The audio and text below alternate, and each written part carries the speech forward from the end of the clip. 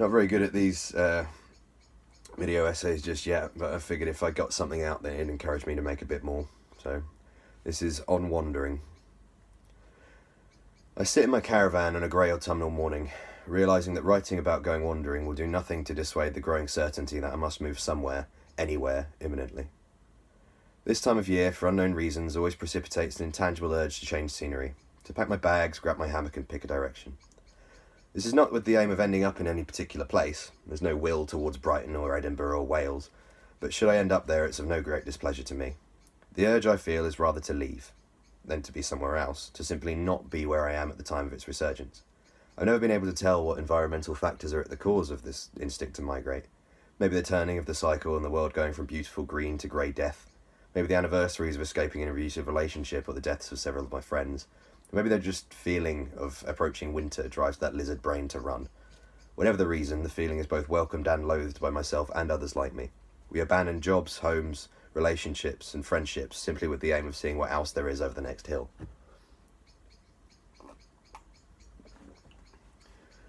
I say this in a simple way, but the process is anything but simple, and the variance in ways we all operate our various exodi is representative deeply of the wanderer in question. In a truly conceited fashion, I'm only going to talk about myself. I shall speak only of what I call the grand wandering, rather than the small, token gestures I make in fruitless attempts to satisfy that base urge. The grand wandering can be easily summarised with a bag on my back containing everything I need to live, and inevitably some small extras. Nice coffee, the speaker or playing cards. Coupled with my prized possession, an 8-sided die with a cardinal direction on each face. The method would be simple, to roll the dice and use whatever method of transportation or locomotion that fit the bill to travel vaguely in that direction until night falls or until I find something interesting. This resulted in various things. Amongst the favourites are camping in front of a pagan altar in the ruins of a chapel, slinging a hammock from a steep bank about 100 metres above the M1 motorway, and climbing an ancient hill fort to smoke a cigarette and drink a can of beer. In less glamorous circumstances, of course, it's involved putting up a soggy hammock in the pissing rain in a pitch-black night in a thick forest, or taking refuge in an irrigation ditch in the middle of miles of flat fields. The beauty of the method is simply the peaks and troughs of such an adventure. The spectrum of human emotion and pain and pleasure is brought into starkest contrast by the presence of their opposites. Never has a cup of warm coffee tasted so good than knowing that the fire you boiled the water on likely saved you from some sort of frostbite or hypothermia, and I truly pity those happy, content people cuddled up in their houses, never having experienced venture even so tame as this.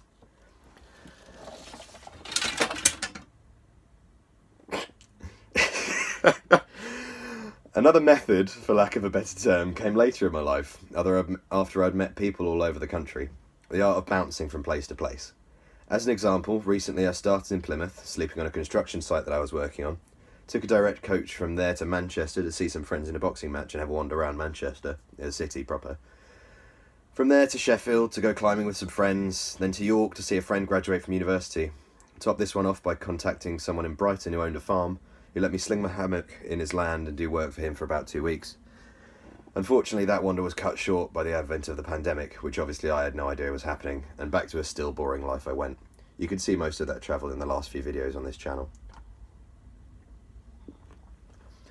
Working whilst wandering is relatively easy for someone like me, as I'm physically strong and find it easy to pick up skills. I have qualifications that make work on building sites and farms non-issue to find.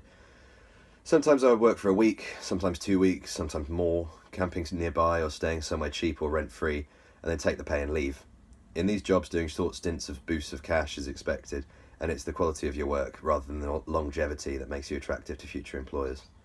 The other upside that despite the work being hard, the pay is high, and the efficiency can mean that a week's hard graft slinging blocks on a site could be more lucrative than a month working in retail or hospitality.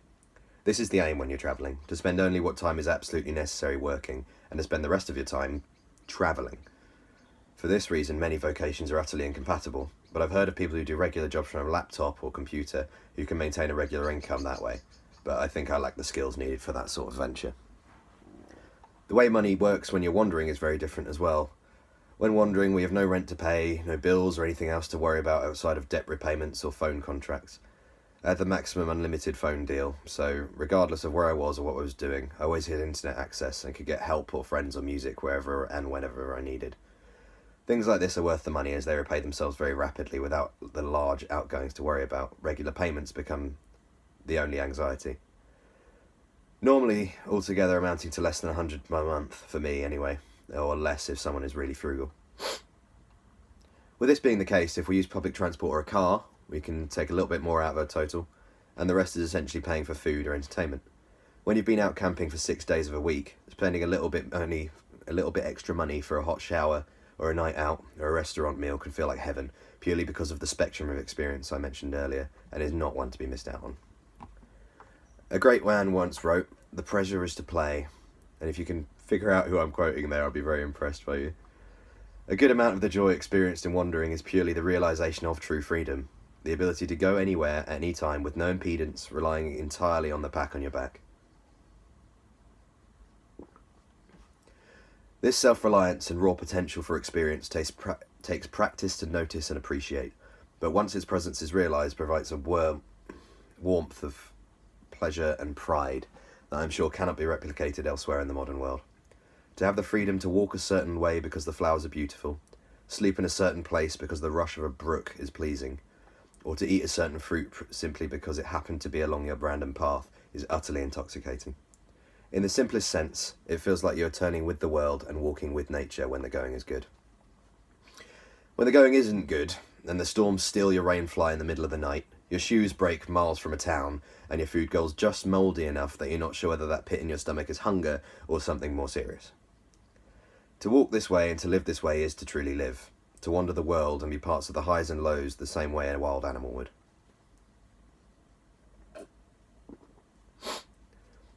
Often I would think of great works of adventure, the Odyssey, Lord of the Rings, or Walden, comparing my experience to theirs and appreciating the fact that maybe one day my adventures would be worth writing about. This is because another part of the joy gained from this practice is the writing of stories, not by fiction or by pen or by the mind, but to live in stories of hardship and joy and write them with our feet in our dreams and our hands. Often when I tell people about the things I've done, they don't believe me at first, thinking that I'm some childish idiot spinning tales to try and be interesting in a bar. I love this aspect of wandering, the idea that I am other and different and thereby exotic in some way by my travels. Even only on this small island, the breadth of experience to be had by truly wandering dwarfs that of those who pay to go far and wide and do exactly the same thing they could have done at home. At the end of the day, I seek only to live a life that sounds like a tall tale. And that's about as good as I'm going to get in terms of reading, because I've got a cold and I'm not very good at this.